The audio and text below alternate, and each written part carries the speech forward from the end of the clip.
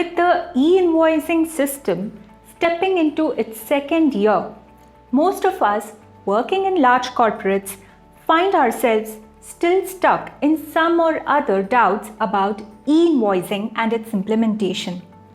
It could hinder your day-to-day business as well.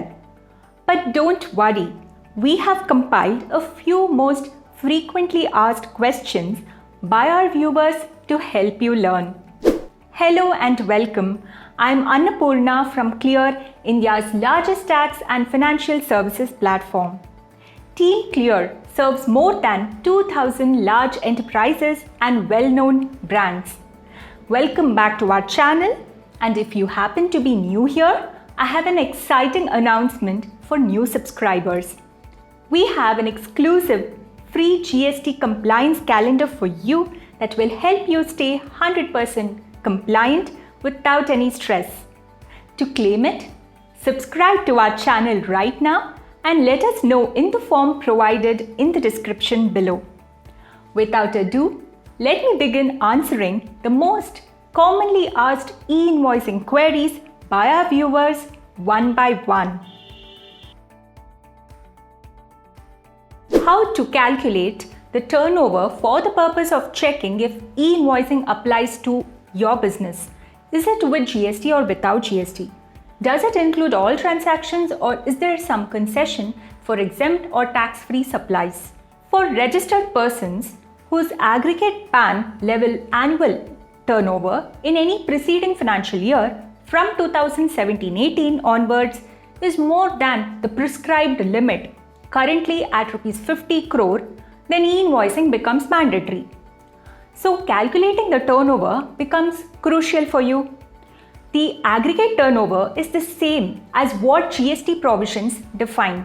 So it is equal to taxable sales value plus exempt sales value plus export of goods and services plus stock transfer or interstate supplies within an organization under same PAN minus CGST minus SGST minus IGST and minus cess. It goes without saying that GST is not included while computing this turnover. Also, you must include all transactions, both goods and services, both taxable and tax-free, for turnover calculation only. However, e-invoice need not be generated for tax-free supplies. Is the Rs 50 crore limit for the previous financial year or current financial year? Will e-invoicing apply if turnover is equal to Rs 50 crore? Rs 50 crore limit of turnover must be checked for the previous financial year. Also, if your turnover exceeds the prescribed limit in current financial year, then starting invoicing would be required with effect from the beginning of next financial year. Is e-invoicing applicable to service industry also? Yes, it applies to suppliers of services where the turnover exceeds Rs 50 crore limit in the previous financial year. However, exemption from e-invoicing is available to bankers, insurers, NBFCs, SEZ units, movie theatres, GTA agencies, and on bus tickets. Can a PSU issue an e-invoice to a government company? E-invoicing by notified persons is mandated for the supply of goods or services or both to a registered person under GST. So yes, a PSU, that is public sector undertaking, can raise an e-invoice on a government company if such government company is GST registered. Where the government department does not have any registration under GST, e-invoicing would not arise. However, where the government department is having a GSTIN as an entity supplying goods or services or both by deducting TDS, the same has to be mentioned as the recipient GSTIN in the e-invoice. On the other hand, note that government department and local authority is exempted from generating an e-invoice.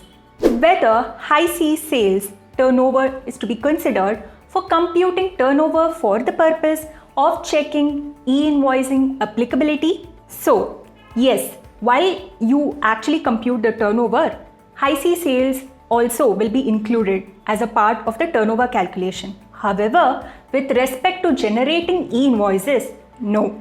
These activities or transactions are neither supply of goods nor supply of services as per Schedule 3 of CGST or SGST Act. Hence, no e-invoice requires to be generated. Will e-invoice apply to bill of supply or be required only for taxable supplies? E-invoice is applicable only for B2B, B2G and export invoices. It's not applicable to exempt supplies needing a bill of supply. Is e-invoicing system applicable for job workers and on their service bills when a job worker sends back to principal with work charges or invoice where both the principal and job worker are registered under GST? In cases where job worker is registered under the GST Act and is earning a turnover of more than Rs 50 crore in a year, he will be liable for e-invoicing for the services that he provides. The exceptions will continue to be available to job worker as well. We note that a goods transport agency or GTA is exempted from e-invoicing, but in our business, we also provide other services for which we charge GST. Should we generate an e-invoice? If the taxpayer is providing services that are taxable under the GST Act and the turnover exceeds Rs 50 crore limit, then e-invoicing becomes applicable. How can we check that our new supplier is liable to create an e-invoice as per the GST law? Yes, the government allows you to check if your supplier is liable for e-invoicing. One can search the status of enablement of a GSTIN on the e-invoice portal by visiting the einvoice1.gst.gov.in website. Firstly, you can download a list of GSTINs requiring or are liable to generate e-invoices. For that, go to search and then click on GSTINs generating IRN option, click on download button, get the list. Find the GSTIN in that list.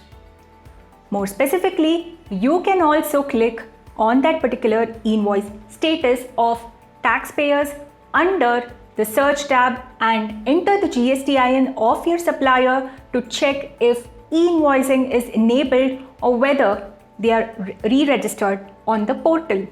We missed generating an e-invoice for a transaction. However, goods are already sent and the e-way bill is also generated.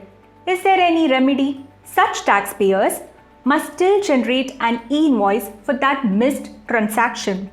It is because separate penalties are leviable under Section 122 of the CGST Act if the invoice is not e-invoice compliant.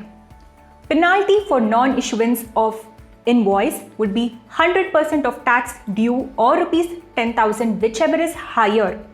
The penalty for incorrect invoicing is Rs 25,000. What is the time limit to generate IRN for an invoice? At present, there is no such validation on the IRP, so there is no time window within which invoices need to be reported to the IRP for IRN generation. However, the taxpayer must follow the CGST rules pertaining to a time limit to issue an invoice. Are you enjoying this learning? Do type in your GST queries in the comments and we'll get back to you with answers to them in the format you choose. Now let's proceed. Can e-invoice be amended in the next month's GSTR1 as a B2B amendment? I gave the wrong GSTIN of the buyer while generating the e-invoice. Yes, such e-invoice detail can be amended in GSTR1 as a B2B amendment in Table 9 of GSTR1. Suppose we have generated an e-invoice with IRN on the 1st of a month, and since materials were not shipped, we had to cancel that e-invoice. We generated a debit note on the 5th of the month with IRN. So my query is whether I need to upload both cancelled invoice and debit note details in GSTR1. If yes, then my buyer's GSTR2A volume will be increased with such a line item by twice. What is the solution for this? Suppose an invoice was generated but cancelled during the same month, then GSTR2A and 2B will reflect both the changes. Ideally, instead of a debit note, a fresh invoice should have been raised. You can always edit the value of e-invoice appearing or auto-populated into your GSTR1. Now in this case, you could simply not report such cancelled invoices and report a fresh e-invoice that was raised or the debit note in GSTR1. In case both are already appearing in your buyer's GSTR2A or 2B, then they can simply ignore the cancelled invoice figure. Suppose vehicle or conveyance number is wrongly entered in the e-invoice, but while generating the e-way bill, the correct vehicle number was entered. How to rectify this in the e-invoice? The answer is that you do not have the option to amend details reported and generated in an invoice, that is, e-invoice. Instead, one must cancel the e-invoice within a period of 24 hours of its generation and raise a fresh invoice and report it to the IRP. We generate invoices in Excel, and our Excel invoice template has certain additional fields which are not validated by the IRP when we upload the JSON file with those fields. So, can we generate the QR code image, IRN, date and acknowledgement details separately so that we can place all these details on our existing invoice template? If you are not using direct integration with IRP or integration with IRP through third-party software, then use the bulk IRN generating tool provided on the e-invoice portal or GEPP by downloading it on your system.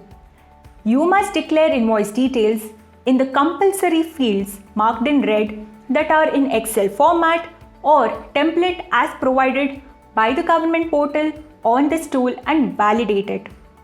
There is also a provision given for you to enter certain other details not mandatory but relevant to your industry. You can then upload this Excel to the IRP for bulk IRN generation. The e-invoice gets generated with all the mandatory and non-mandatory details but filled in details. How to declare freight charges on an e-invoice? As per the latest e-invoice schema, other taxable charges such as freight, insurance, packing and forwarding charges, amortization charges, etc. may be added as one more line item in the invoice. Which of the two documents is prepared first, e-invoice or e-way bill, and what are the GST provisions? Firstly, an e-invoice is generated and thereafter an e-way bill is generated. Now, if the e-way bill required details are provided at the time of generation of e-invoice, then one can also generate the e-way bill together with e-invoice. Regarding the second question, the e-invoice requirements are governed by the CGST Rule 48 Sub-Rule 4 and 5, whereas e-way bill requirements are governed by Chapter 16 and the CGST Rule 138 series. If I entered the wrong HSN code in the e-invoice, will my buyer be able to claim ITC on it? The answer for this is that your buyer may still be able to claim such ITC even if HSN code is wrongly entered in the e-invoice. However, GST rate issues could arise due to this for you as a seller while preparing HSN summary in GSTR1. You may not be able to select the correct GST rate due to incorrect HSN code. How to cancel an e-invoice after 24 hours of its generation? Well, the answer for this is that you cannot cancel an e-invoice after 24 hours of its generation on IRP. You can cancel or remove an e-invoice manually via the GST portal in GSTR1 return before the same is filed. Some have asked, can we have different dates for e-invoice and e-way bill? Yes, you can have different dates for both these documents. But most likely, the e-invoice is dated usually before e-way bill. The reason is that as soon as you generate an invoice from your tool or software, the same is reported to the IRP for IRN generation. The e-way bill can either be automatically generated by putting in the details on the e-invoice portal itself, or it can be generated separately on the e-way bill portal later on. If there are B2C sales, then how will those sales be included for preparing GSTR1? Because those will not be included in GSTR1 via e-invoicing system. Yes, we can add B2C and GST exempt sales manually in GSTR1, or we can also import the information of this table from accounting software. Is the bulk processing of invoices on IRP available?